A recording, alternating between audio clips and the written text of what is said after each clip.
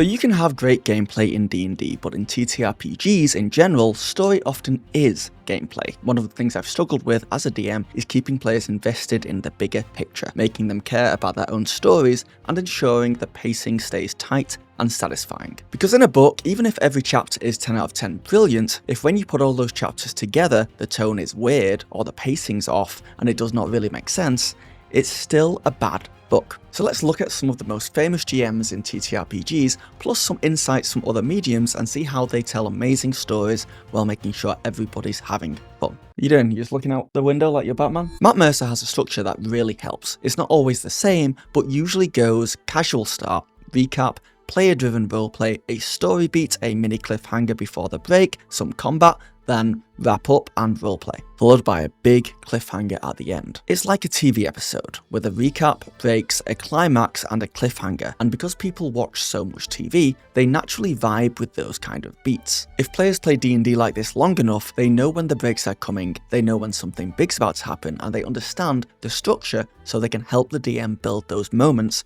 subconsciously sometimes, without even realizing it. Of course, Matt's style also leans heavily on his players and their own stories. He trusts them to explore interesting themes and share the storytelling load. This is something done heavily by Legends of Adventurers too. You can have your own story structure as a GM, but also be cool with players taking hold of the story as their characters and taking it in wild directions. It's why a good story structure to stick to can be so nice, because wherever the players and the dice take it, the GM always knows roughly what kind of story beat should come next, just like a TV show. Speaking of TV, there are 3 story types I see a lot that fit perfectly with D&D that you can just take. First up is the Monster of the Week, with an overarching season story like Buffy or X-Files. I know, I'm showing my age there. Every episode stands alone, but there's bigger stuff going on in the background, so players who attend every session get to see the story slowly unfold. But if a player misses a session, it's not too hard to catch them back up. This is also great for prep because you can stick to a session formula that you find works, like 3 social encounters, 2 exploration encounters, and 1 combat encounter. The second TV story structure that works for D&D is the season arc, where individual sessions matter less than the overall campaign, like Game of Thrones. You can have a lot of moving parts and see overall where the story goes, but each individual session is less structured. The whole campaign does have a beginning, middle, and end though. The problem with this for me is that as a DM, it is hard to keep track of, but if it flows naturally and players take lots of notes, it can feel unpredictable and epic. The third TV show structure is the 3-episode arc. Lots of anime use arcs like this, or Andor literally uses a 3-episode arc structure. It's where you spend 3 sessions in, say, the same area with the same NPCs telling one continuous story.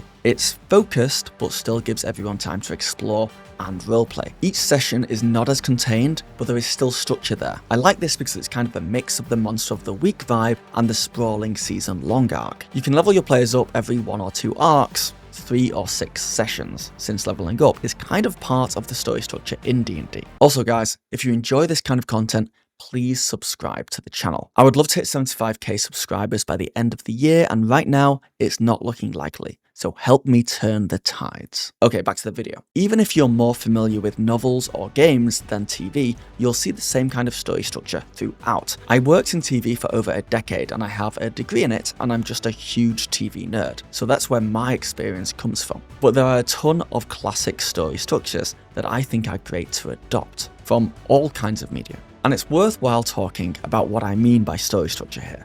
For me, it's anything that helps you or your players keep the story satisfying. I think Brendan Lee Mulligan uses the following structure in his games, for example. It is the idea of character goals. Brendan gives his players a goal, sometimes as a group, sometimes the players take on a goal individually, and that can be enough to keep the character developing, and the storying. I grabbed these from this Eric Bork blog and really like them. If you are ever unsure what you want your players to do next and they aren't really pushing the story forward themselves, give them one of these goals. 1. Secure an item in person. 2. Defeat an enemy. 3. Escape something. 4. Learn the truth. 5. Master something critical and use it. 6. Convince someone to help. 7. Navigate a new world or challenge. And these goals can anchor a single session, an arc, or the whole campaign. You can also ask your players to think of a goal like this during character creation, and as a GM, you can give similar goals to your NPCs and bad guys. It's a great way to have a very character-driven story. When I listen to the NAD Pod, not another D&D podcast with Brian Murphy GMing, even though it can be silly at times and the players can really push the boundaries of a structure, Murph always keeps things on track. And I'm not sure if he's doing it on purpose, but I would not be surprised if he had some kind of structure he was sticking to. And there are a lot out there. I don't want to just dump a screenwriting lecture on you, but I do want to talk about some of my favourite ones. The first up being the hero's journey, which is split into 3 acts. The departure, the initiation, and the return. This is a structure I see in so many movies and shows to this day. There's always the call to adventure, where the main character's life is changed somehow, spurring them to act. There's always the refusal to the call, where the main character initially says, "No, I don't want to do this," then they get pulled into it anyway, and there's always a mentor who then usually dies, and that death spurs the heroes on to defeat the bad guy. Then there's a sequel, which is just the same thing loops, but the main character of the previous one is now the mentor. I highly recommend checking out the hero's journey. Just Google it. But it's honestly used so often in storytelling to this day. But the hero's journey, for me, is unnecessarily complex, and in fact, modern writers have worked out a way to distill it down into a much easier pill to swallow. Dan Harmon, showrunner for Community, had a story circle that he followed. It has 8 steps and 3 acts. If I change these to make sense in a D&D game, the steps look something like this. 1. The norm. The characters are in their comfort zone, a downtime state. 2. Something happens that makes them need or want something. 3. They end up in a new environment or dealing with a challenging conflict. 4. They have to adapt to this new challenge or environment, maybe find allies or items. 5. They find the thing they're looking for. 6. But they have to suffer to get it, maybe some kind of sacrifice. 7. They return to their comfort zone, a familiar environment. And 8. But they've all changed in some way from the journey. Also, maybe level them up. The 3 acts in this story structure are as follows. Act 1, the order you know. Act 2, chaos. And Act 3, the new order. Most D&D games I see are just Act 2, chaos. But this kind of structure, like in a sitcom, allows you to move through these steps and these acts and then loop it, doing it over and over again, session by session, arc by arc, campaign by campaign. And with all these structures I'm talking about in this video, don't think you have to stick to them like the Bible. These are templates, guides for you to start with. As you prep a session, they could change wildly, then when you play with your players choosing insane things to do, the whole thing will completely fall apart, but what emerges is a new story, one told by you and your players. But these structures are a nice place to start, and you can use them to get back on track if things go too far off the rails. If you're looking for something on a much granular level, the South Park creators have a great bit of advice. The but and therefore rule.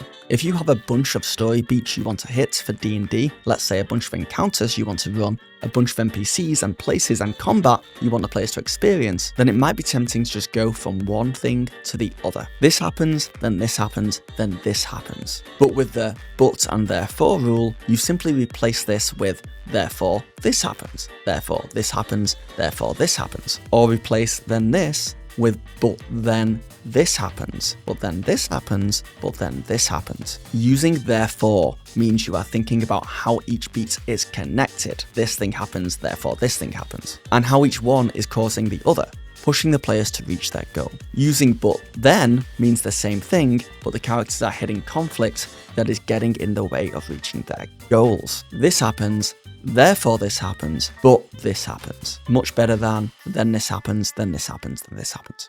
In D&D specifically, you hear people talking about yes-anding a lot, and I think that is a story structure too. Always yes and, so that the scene keeps moving. But I honestly think, as a DM, using therefore and but then is much better. In improv, they say to never use but, because it shuts people down. But in storytelling, but then is the players getting consequences for their actions, and therefore is the escalation of the scene. It's a much better way to think of a D&D session if you are but thenning and thereforeing to the end. And of course, still yes and when the players want to do cool things, but sometimes buts are just better. Don't take that out of context. Also, in Daggerheart, this is a great way to think about the fear and hope dice. If the players roll with hope, you say, you succeed or fail, therefore this happens. If they roll with fear, You can say you succeed or fail, but then this happens. Are there 4 dice? And a butt dice. A butt dice? Now, I also have another story structure idea I want to throw at you guys. One that I've created specifically for D&D, and this will help you prep games and engage your players. It is the character backstory structure.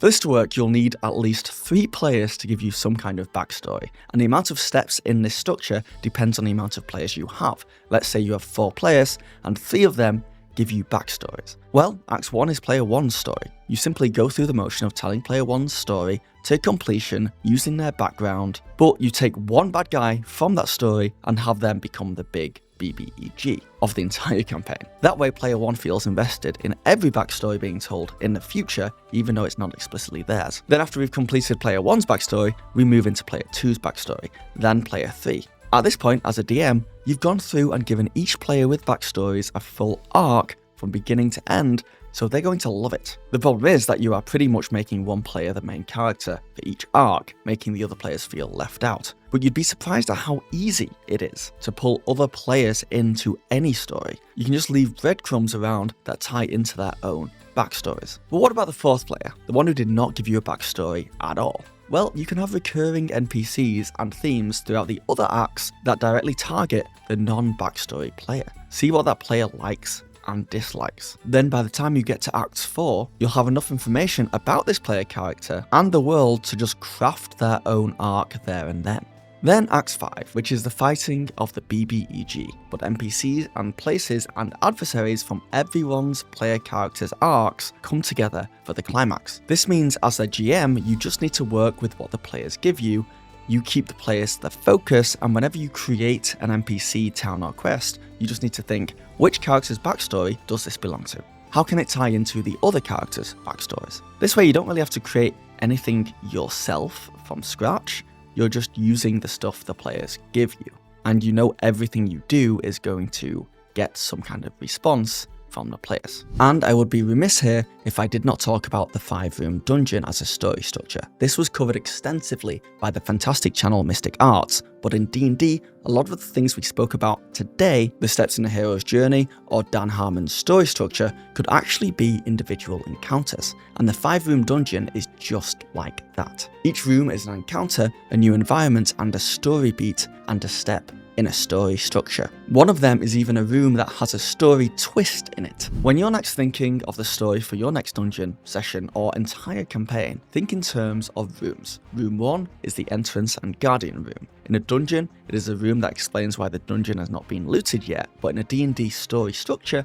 it explains why the players need to go on this quest and why no one else can do it. It also sets the tone and theme of the adventure right away. Room 2 of a dungeon is a puzzle or roleplay challenge, but in a story structure, it is the first conflicts the players have to overcome, a big obstacle in their path. And each room, by the way, here in a story structure could last days, weeks, or months. There's no time limit on these. Room 3 is the trick or setback room, which in our story structure is more of a room that makes the players feel like what they're trying to do is impossible, like all hope is lost. It could be an NPC they trusted betraying them, or the reveal of something they don't think they can overcome, but they're going to try anyway. Room 4 is the climax room, a big battle or conflict. This is where the players gear up, get more powerful, or get their allies together and fight the BBEG. And Room 5 is the reward, revelation, or plot twist room. In our story structure, this is where the players are changed in some way.